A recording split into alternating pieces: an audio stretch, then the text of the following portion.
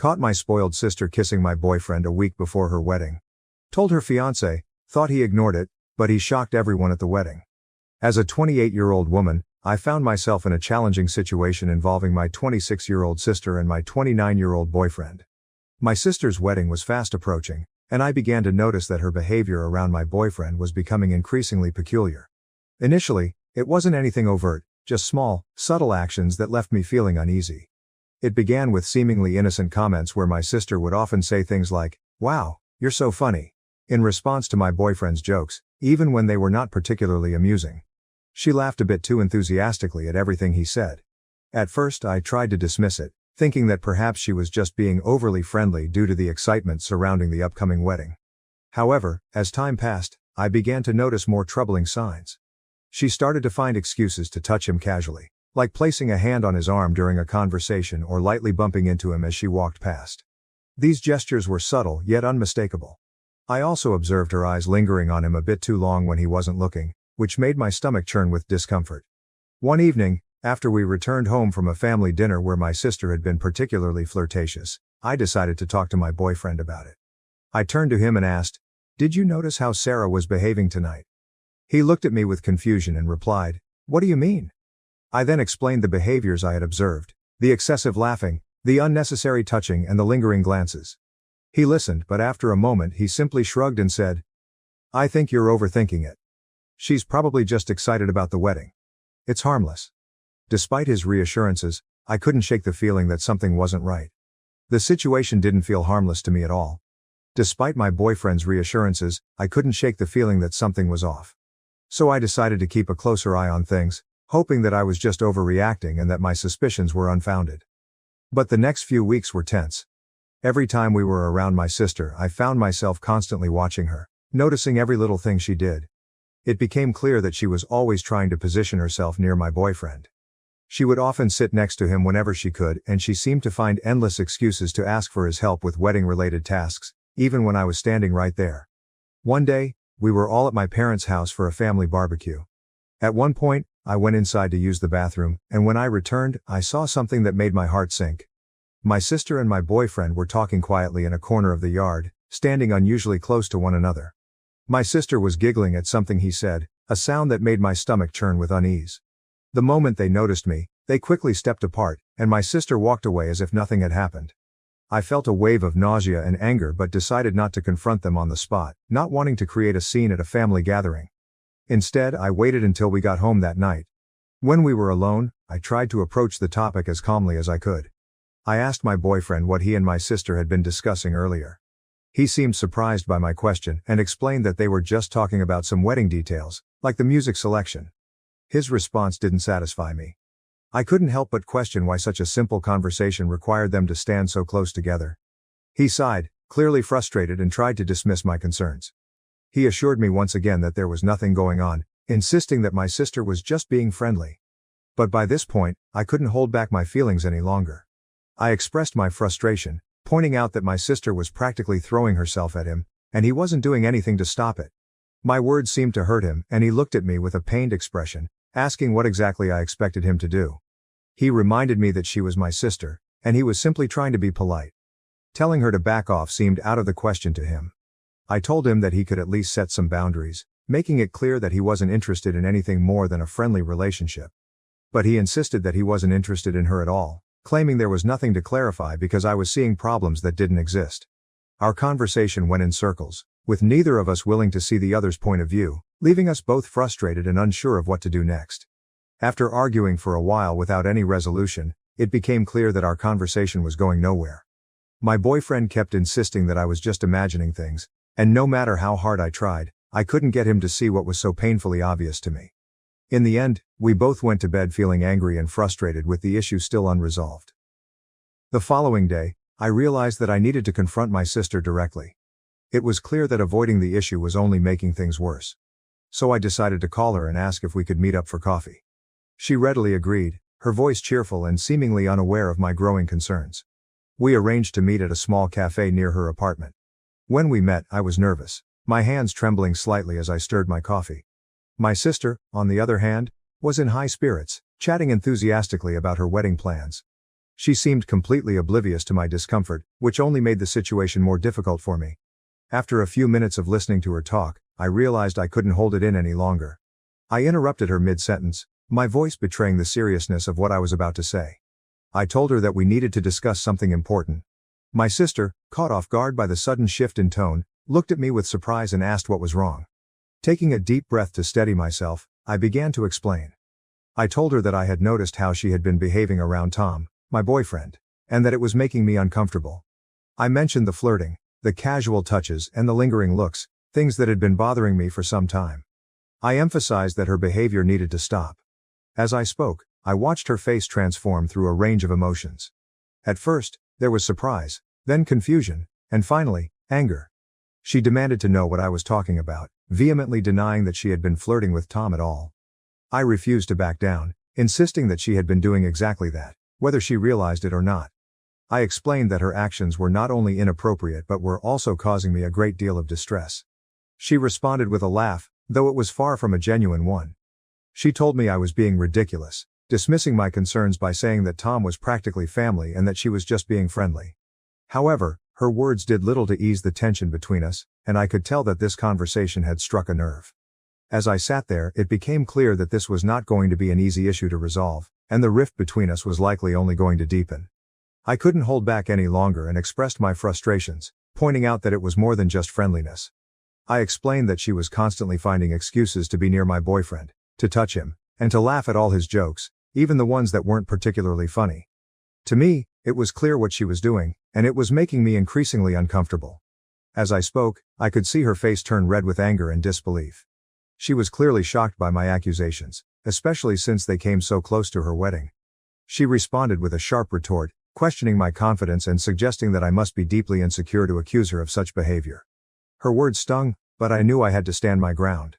I tried to explain that my concerns weren't about insecurity, but rather about respect. I told her she was crossing a line that shouldn't be crossed, and that her behavior needed to stop immediately. Suddenly, she stood up, her chair scraping loudly against the floor, signaling the end of our conversation. She declared that she wasn't going to sit there and listen to what she considered paranoid and ridiculous accusations. She made it clear that if I couldn't trust my own sister, then that was my problem, not hers. With that, she stormed out of the cafe, leaving me alone with a swirl of emotions. I felt awful and began to question myself. Had I overreacted? Was I really just being paranoid? When I returned home, my boyfriend immediately noticed that something was wrong. He asked me what had happened and I recounted the conversation I had just had with my sister. As I shared the details, I could see the concern growing on his face. When I finished, he let out a heavy sigh and told me that he thought I had made a big mistake. He was worried that Sarah would be deeply hurt, especially with her wedding just around the corner. Feeling defensive, I asked him if he was taking her side. He quickly reassured me that he wasn't taking sides, but he expressed his doubts that Sarah had been flirting with him. Even if she had been, which he found unlikely, he believed that confronting her in such a direct way was not the best approach to handling the situation. His words left me feeling even more conflicted, unsure of whether I had done the right thing or not. As I felt tears welling up in my eyes, I couldn't help but ask, so what was I supposed to do? Just ignore it? The frustration and hurt were clear in my voice. Sensing my distress, my boyfriend walked over and gently wrapped his arms around me. He suggested that perhaps I could have handled things differently, that maybe I could have talked to him more about it first or approached Sarah in a way that was less confrontational. He expressed concern that now, with the way things had unfolded, Sarah was likely upset with both of us, and that this could cast a shadow over her upcoming wedding, making everything feel incredibly awkward. Feeling overwhelmed, I pulled away from his embrace and questioned him. So this is all my fault? I needed to understand if he truly believed that I was to blame for the situation. He sighed deeply, clearly struggling to find the right words, and explained that he didn't mean to place the blame solely on me. However, he did think that I might have overreacted, letting my emotions get the better of me. We continued to argue for a while, but it became evident that we were not going to reach a resolution. There was a clear disconnect in our perspectives, and neither of us seemed willing to fully understand the other's point of view. Eventually, he decided to go to bed, leaving me alone with my swirling thoughts and doubts. The days that followed were filled with tension. My sister had stopped speaking to me entirely, creating a painful distance between us. My parents, having noticed Sarah's distress, called me, wanting to know why she was so upset. I tried to explain the situation to them, but I could tell from their responses that they too believed I had overreacted. As the wedding day drew closer, I found myself increasingly uncertain about what to do. I was supposed to be a bridesmaid, an important role that now felt more like a burden. I wasn't even sure if Sarah still wanted me to be part of her big day. My boyfriend, on the other hand, was still invited, and he suggested that we both attend to show that there were no hard feelings. But the thought of standing there, watching my sister walk down the aisle while knowing how angry and hurt she was, made me feel physically ill. The entire situation had become a tangled mess, and I didn't know how to untangle it without causing even more pain. Several times I tried to phone Sarah, but she didn't answer. She never answered when I left voicemails apologizing and stating we should have spoken. I even visited her flat, but she closed the door. My anxiety grew as the wedding day drew near. Though I wasn't convinced, my partner kept urging me to let go, that everything would blow over. In a dream, I showed up for the wedding and everyone turned to stare at me, pointing and murmuring. I woke up shaking coldly. Update. Following my confrontation with Sarah, things deteriorated. When she told our mother about my allegations, she became quite irate. She called me, screaming about how right before Sarah's wedding I could be so selfish and worried. She shouted, "How could you accuse your own sister of such a thing?" She wouldn't listen as I tried to explain my perspective. She advised me to straighten this problem right away and apologies to Sarah. The stress on our family was intolerable. Sarah still avoids talking to me, and right now my parents are offended as well. Tom, my partner, persisted in telling me I was exaggerating, which just made me more depressed and irritated. I visited my parents' place to try to straighten things out 1 week before the wedding. I heard subdued voices coming from the side of the house as I got to the front door. Intrigued, I strolled to the garden and stopped in astonishment at what I saw there. Sarah and Tom were partly concealed behind a big plant. Locked in a passionate hug, they kissed firmly. Sarah's legs were wrapped around Tom's waist, his hand was beneath her top. They were completely absorbed in one another that they failed to even see me standing there. I thought I had been given a stomach punch. All the air left my lungs and for a minute I was unable to move or talk. As the reality of what I was witnessing began to sink in, a powerful wave of anger and betrayal surged through me. My emotions overtook me and I found myself screaming, "What the hell is this?" My voice trembled, thick with the intensity of what I was feeling. The reaction from both of them was immediate. My sister and my boyfriend jumped in shock, their guilty expressions betraying them completely. Sarah's face drained of color, turning pale as she realized she had been caught, while Tom fumbled to find the right words, stammering, "It's not what it looks like." But it was exactly what it looked like, confirming every fear and suspicion that had been gnawing at me. Tears began streaming down my face as I choked out, "How could you? My own sister and my boyfriend." The pain in my voice was unmistakable. Sarah too began to cry, her voice quivering with regret as she tried to apologize. "I'm so sorry," she sobbed, struggling to explain. "We didn't mean for this to happen." But I couldn't stand to hear any of their excuses. The betrayal was too deep, too raw. Without another word, I turned and fled, running back to my car. Their desperate calls for me to return fell on deaf ears as I drove away, my mind spinning with disbelief and hurt. As I sped away, my phone began to ring repeatedly, first Tom, then Sarah, and finally my mom. I couldn't bring myself to answer any of them. The pain was too fresh, too overwhelming. When I finally arrived home, I felt numb. I immediately packed a bag with some clothes and the essentials I would need for a few days. I couldn't stay here, not after what had just happened. I sent Tom a final text message, simply stating, "We're done, don't try to contact me again." Then I turned off my phone, cutting off any further communication, and left. Now I'm writing this from a hotel room in a nearby city, unsure of what my next steps should be. With the wedding just a few days away, I know there is no way I can attend. My relationship is shattered and the bond I once shared with my sister may be irreparably damaged by this betrayal. It feels as though my entire world has been turned upside down. Everyone made me feel like I was crazy for suspecting something was wrong, but in the end I was right all along. The pain of that realization is almost too much to bear, and I find myself questioning how I will ever be able to trust anyone again after this. So Reddit, any advice on how to move forward from here would be appreciated. Update. After the devastating shock of discovering my sister Sarah with my now ex-boyfriend Tom, I spent several days in a fog, struggling to process what had happened. My phone was constantly buzzing with messages and missed calls from both of them, as well as from my parents, but I just couldn't bring myself to respond. I was too overwhelmed, too hurt. Eventually though, I came to see that Mark, Sarah's fiancé, was one person who definitely needed to know the truth. With a heavy heart, I made the difficult decision to call him. When Mark answered, I could hear the confusion in his voice. He asked what was going on, mentioning that Sarah had been in a terrible state, saying that I had disappeared and wasn't responding to anyone. Taking a deep breath, I began to explain everything to him. I told him about the suspicions I had initially had, how everyone, including Tom and Sarah, had brushed off my concerns, and then I described in detail the scene I had witnessed in my parents' garden. Mark listened quietly, not interrupting, only occasionally making a small noise to let me know he was still there, absorbing everything I was saying. When I finally finished, there was a long, heavy silence on the other end of the line. Then in a controlled, measured voice, Mark simply thanked me for telling him, adding that he needed some time to process this information. With that, he ended the call. Afterwards, I sat there, staring blankly at my phone, wondering what Mark would do now that he knew the truth. As the wedding day approached, I heard nothing further from him or from the rest of my family. Sarah had ceased trying to contact me, and I began to suspect that she had somehow managed to convince Mark to forgive her. The thought that she might actually escape the consequences of her actions, that she could go on to have a fairy tale wedding while my life was in shambles, made me feel physically ill. I realized that there was no way I could attend the wedding. The idea of watching Sarah walk down the aisle, knowing what she had done, was too much to bear.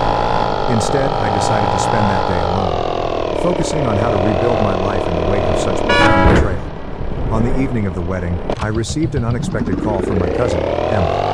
There was an unmistakable tone of excitement and urgency in her hushed voice as she said, "Oh my God, you won't believe what just happened."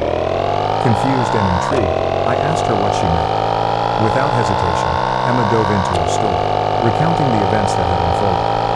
She explained that everything had seemed normal at first. Sarah had looked stunning in her wedding dress, and Mark had been standing at the altar, ready for the ceremony. But when it came time for the vows, Mark had unexpectedly stepped forward and announced that he had something to say. My heart began to race as I listened to Emma describe the scene. Mark, in front of everyone, declared that he couldn't go through with the wedding. He told the guests that he could not marry someone who had betrayed her own sister and devastated her life by getting involved with her boyfriend. Emma continued, recounting how Sarah had turned completely pale at Mark's words. Then, to everyone's shock, Mark turned to my parents and apologized, telling them that they needed to know the real reason why I had distanced myself from the family. Emma went on to say that Sarah had started crying. My parents had been left startled and perplexed, and the guests had started whispering among themselves in an attempt to make sense of things. Mark had then walked out of the church, leaving Sarah sobbing alone at the altar. "It was like something out of a movie," Emma told me, her voice still tinged with disbelief. "Everyone's in shock. Your parents are trying to get the full story from Sarah, but she's an emotional wreck." As I sat there, absorbing everything Emma had just told me, I felt a mix of emotions. On one hand, there was a sense of vindication, knowing that the truth had finally been revealed. But on the other hand, I couldn't help but feel a deep sadness for the pain and turmoil this had brought upon my family. Emma, sensing my silence, gently asked, "Are you okay?" I'm not sure," I said truthfully. I never wanted it to wrap like this. After a little more conversation with Emma, I hung up and sat silently attempting to sort things. Though at what cost, the truth was out. My friendship with Sarah broke, my relationship with Tom ended, and now my whole family was in crisis. I came to see that although the truth was now clear-cut, it did not instantly correct everything. Healing and regaining trust still lay a long road ahead. But I felt a little relief for the first time since this entire ordeal started. At least now, I could begin to advance free from the weight of silent facts dragging me back. Regarding what next, I'm not sure. Though I know I will eventually have to face my family, right now I am living one day at a time. If nothing else, this encounter has shown me the value of following my gut feeling and defending myself even in front of people who question me.